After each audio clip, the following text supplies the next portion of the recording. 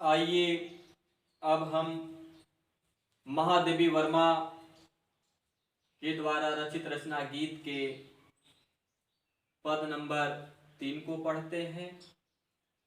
हमारे साथ आप भी इसको संगीत के रूप में गाइएगा। तो हम शुरू करते हैं। वज्र का एक छोटे अश्रुकण में धो गलाया, दे किसे जीवन सुधा दो, घूट मदिरा मांग लाया, घूट मदिरा मांग लाया। सो गई आधी मलय की बात का उपधान ले क्या, विश्व का अभिशाप क्या, चीर निध बन कर पास आया। अमरता सुत चाहता क्यों, मृत्यु को उर में बसाना, जाग तुझको दूर जाना, जाग तुझको दूर जाना। प्रस्तुत पद में महादेवी वर्मा जी पुनः अपने आत्मा को संबोधित करती हुई कहती हैं कि हे आत्मा, वज्र का उर एक छोटे अश्रुकण में धो गलाया।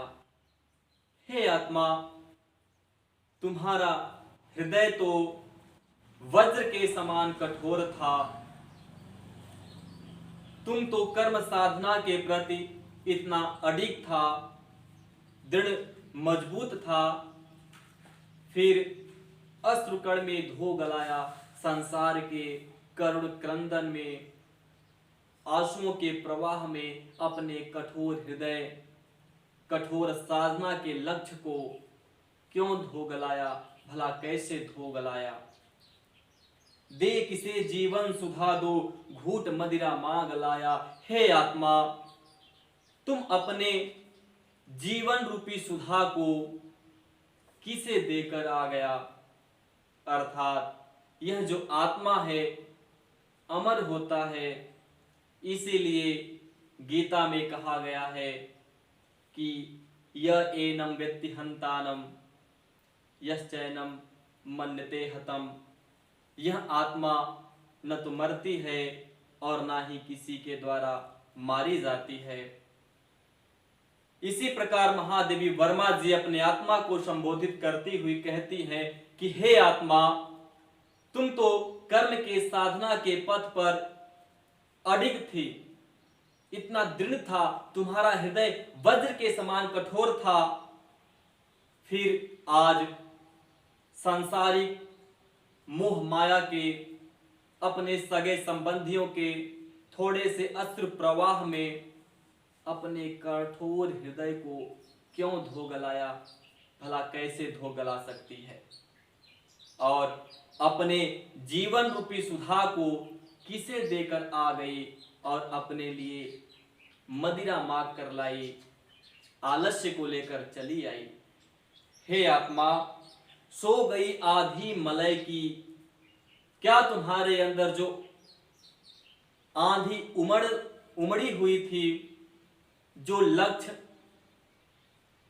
साधना का लगा हुआ था, वह लक्ष्य, वह कठोर विश्वास, क्या चंदन की हवा में, चंदन के खुशबूदार हवा को उपधान बना करके, तकिया बना करके सो गई है? विश्व का अभिशाप क्या चीर नींद बनकर पास आया? हे आत्मा, विश्व का अभिशाप, इस संपूर्ण संसार का अभिशाप क्या तुम्हारे पास ही चला आया और यह लंबे समय के लिए तुम्हारे पास नींद बनकर के, आलस्य बनकर के चला आया? अमरता सुत चाहता क्यों, मृत्यु को उर में बसाना। अमरता सुत, हे आत्मा, यह अमरता का जो पुत्र है, अमरता का सूत, यहाँ पे आत्मा को कहा गया है। आत्मा को अमरता का पुत्र कहा गया है। इसलिए न तो आत्मा मरती है और न तो अमरत्व मरता है। इसलिए महादेवी वर्मा जी कहती हैं कि हे आत्मा, यह अमरत्व का जो पुत्र आत्मा है, यह आत्मा भला अपने हृदय में मृत्यु को क्यों बसाना चाह रहा है? तू जाग जा, हे आत्मा, सजग हो जा, अपने कर्म पथ की साधना में तत्पर हो जा। तुझे दूर जाना है, दूर जाना है, दूर जाना है। अब आइए अगला पद शुरू करते हैं। हमारे साथ आप भी गाइएगा। कहन ठंडी सांस में अब भूल वह जलती कहानी, आग हो उर में तभी दृग में सजेगा आज पानी। हार भी तेरी बनेगी माननी जय की पताका, राख छड़िक पतंग की है अमर दीपक की निशानी। है तुझे अंगार सया पर मृदुल कलिया बिछाना, जाग तुझको दूर जाना, जाग तुझको दूर जाना।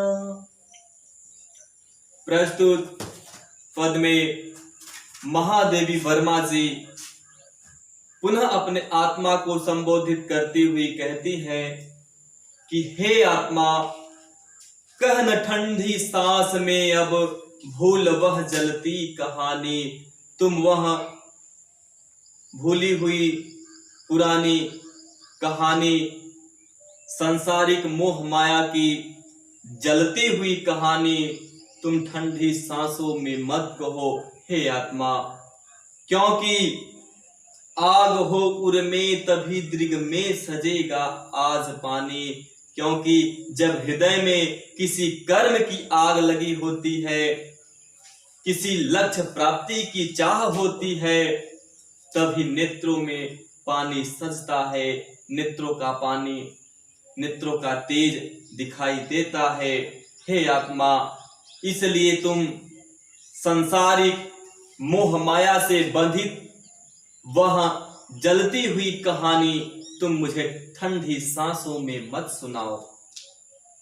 अगर कर्म साधना की आग हृदय में लगी है, तभी आंखों से छलकते हुए आंसू तेज को प्राप्त होते हैं, अर्थात सुशोभित होते हैं। ऐसी अवस्था में हे आत्मा, हार भी तेरी बनेगी माननी जय की पताका। अगर कर्म पथ के मार्ग में, साधना के मार्ग में निरंतर प्रयत्न करने से अगर हार भी प्राप्त होता है, तो हे आत्मा, वह हार भी तुझको माननी जय की पताका, पताका का अर्थ है झंडा, वह हार की पताका भी आपके लिए एक झंडे बनकर लहराएगा, अर्थात विजय की लक्ष्य, विजय प्राप्ति के मार्ग को दर्शाएगा। जिस प्रकार से राख छड़िक पतंग की है अमर दीपक की निशानी, अमर दीपक के साथ एक फतिंगे की राख भी अमर हो जाती है। वह फतिंगा जलते हुए दीपक में कुछ क्षणों के लिए ही मात्र जाता है, फिर उस दीपक के लौ में जल करके राख बन जाता है, फिर भी उस फतिंगे की कहानी अमर हो जाती है। आज भी उस फतिंगे की कहानी को लोग अमर गाथाओं के रूप में गुणगान करते हैं। इसलिए हे आत्मा, है तुझे अंगार सया पर मृदुल कलियां बिछाना, तुझे तो अंगारों के सेज पर, तुम्हारे कर्म साधना के मार्ग पर चाहे कितनी ही विघ्न बाधाएं क्यों न आ जाए, कितने ही कांटाएं क्यों न मिले, पर तुझे उस मार्ग पर कोमल कोमल पुष्पों की कलियों को बिछाना है। इसलिए तू जाग जा, सजग हो जा, तू तत्पर हो जा। तुझे बहुत दूर जाना है, दूर जाना है, दूर जाना है।